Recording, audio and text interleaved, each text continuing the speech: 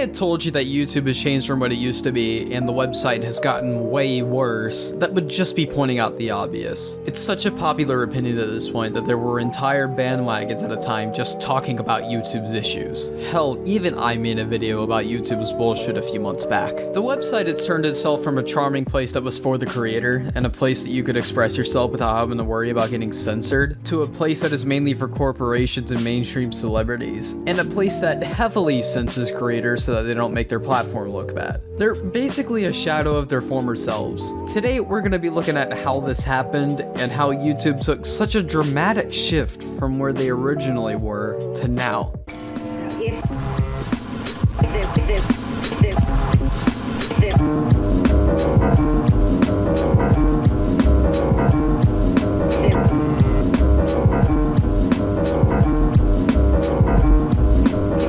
A lot of years on YouTube in which people would call the golden age, but to make it so that this video isn't an absolute clusterfuck of filler, I'm only going to be focusing on one era, and that is 2016. This year would mark the popularization of commentary as a genre on YouTube by creators like Leafy, Pyrocynical, and No Fuckers. Commentary was at an all-time high in popularity, and all the creators just mentioned have gained a significant amount of growth in a short amount of time. I know people are conflicted about 2016 sometimes, considering the amount of drama that did happen in that year, but in all honesty, I enjoyed the shit shows that would unfold.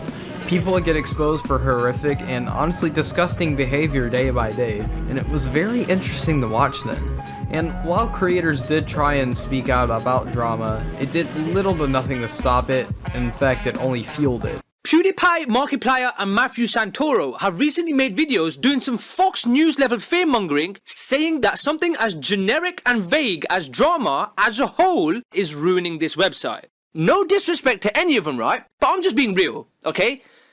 They're wrong here. And again, shit was very interesting and entertaining to watch. Edgy content was also something that was at an all-time high, with creators like iDubbbz, Max Mofo, and Filthy Frank being in their prime. I know I'm biased here considering I am a commentary channel myself and have an edgier sense of humor, but YouTube just felt more free back then.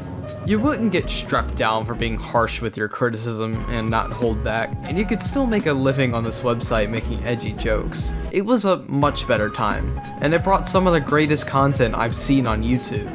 And I'm not gonna pretend like YouTube didn't have issues back then, because they definitely did. Copyright claims and strikes were most definitely a big issue, mostly with review channels, but it wasn't nearly as bad as it would get in the coming years.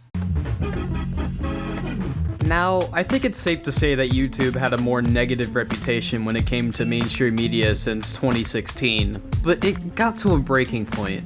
There was an incident with PewDiePie, which I know you all know about, so I'm not gonna play it here, and it basically started a hate campaign against him. News sites like the Wall Street Journal ended up slandering PewDiePie, and advertisers jumped the gun on YouTube and pulled their ads away from the app, because hey, we don't care what's right and what's fact. If it can make us look even slightly bad, we have to pull out.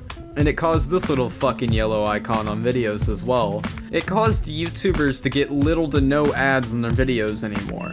Now, as bad as people make this incident out to be, it isn't the main thing that brought YouTube's downfall, believe it or not. Because you may have not been able to make a lot of money from your content, and it wouldn't push out your shit. I get people getting irritated by that, but at least you could still make what you wanted on the site. But that all changed later. Meet Mumkey Jones, an edgy YouTuber that had amassed about 300,000 subscribers before he got terminated off the website in 2018. He had gotten 3 strikes in the same day, and his channel just got fucking nuked, along with any other channels he tried to make. Now, this wasn't just some mass flagging incident. A video that was private on his channel was striked, and it was never public, meaning nobody could have seen the video and reported it. YouTube was most definitely targeting his channel, and while he does have a channel now that has amassed about 1/3 of his original sub count, this incident definitely showed that YouTube can and will smite you off their website if they don't want you there, which is scary to hear for any edgy YouTuber like Mumkey here.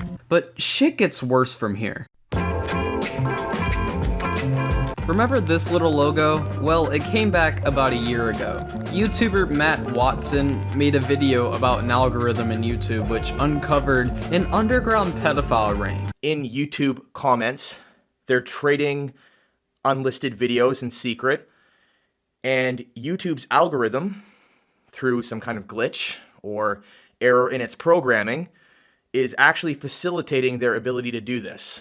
YouTube themselves saw his video and fixed things with their website. Now, they did fuck up a bit here. Instead of moderating their comments on kids' videos, they just disabled them, but at least they did something. But that wasn't enough for Matt over here. He had started multiple live streams where he and his newly gained following would try and get multiple companies to pull their ads off of YouTube, which I don't think I even need to mention why that's a bad move. This dude basically caused the second adpocalypse and fucked over many creators with his shenanigans, and YouTube had already been fixing their issues. There was no point. I feel like he was trying to start a movement with this, considering how forced his video seems, and how over-dramatic it was. And I didn't know that this might possibly be the last video that I ever make on this platform because I don't want to support it anymore. But I'd advise anyone to never try this, as it will only hurt the creator in the end, and I don't think any YouTuber deserves their income to get taken away like this. But shit still got worse. In November of 2019, the iDubbbz content cop on Leafy got taken down, which was oddly not his harshest content cop. That one would be his Keemstar one, and the Gokunar Video Vigilante on H3H3 also got taken down, which was a great critique of how Ethan fell from grace over the years, and Fine Bros React by Psychic Pebbles got taken down. All of which were videos which made fun of and criticized YouTubers mentioned. This especially set a bad precedent for commentary channels. Their new rules had literally started to target commentary channels like Leafy.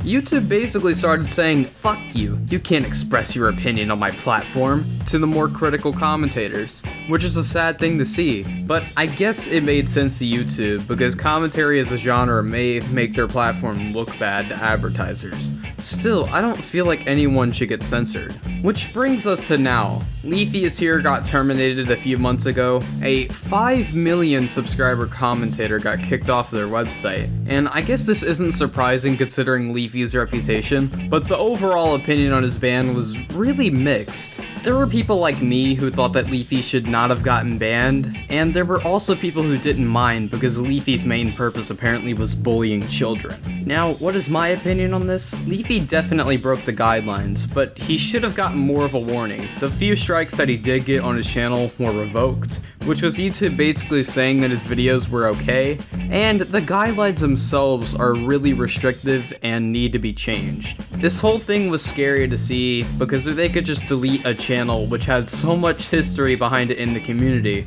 and created one of the biggest genres on YouTube, it could happen to fucking anybody. I'm not trying to fearmonger over this. I don't think commentary as a genre is over because of this, but it definitely shows how restrictive YouTube is nowadays. I know I didn't talk about everything with YouTube. In fact, there are probably videos out there that are much better than this one, that go much more in depth about YouTube's problems and are better structured, but I wanted to keep this brief. YouTube itself will probably never go back to the way it used to be, and while I will still use the site along with many others, it has many problems that need to be fixed if they ever want to be thought of in a positive light by anyone ever again. Let me know what you thought of this video. I promise that my newer ones will be way better structured than this, but I kinda had to rush this one due to school.